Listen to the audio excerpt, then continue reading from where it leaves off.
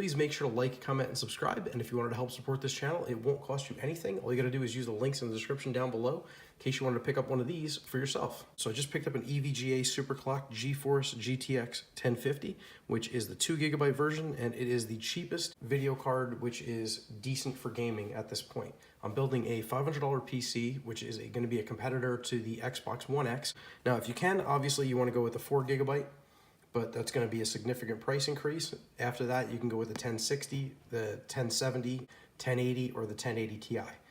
If you want to go with Radeon, that's a whole nother ballpark, but for right now, we're sticking with nvidia.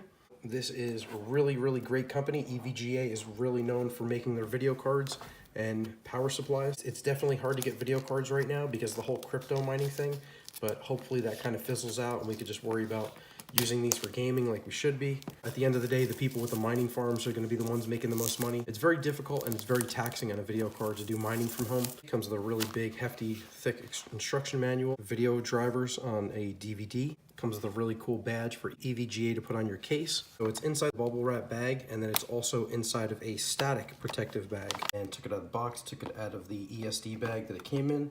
So definitely don't want to forget to take this off. So here is our video card. Definitely took all the plastic off. Don't forget to take this rubber piece off right here. From the factory, they put that on there to protect it.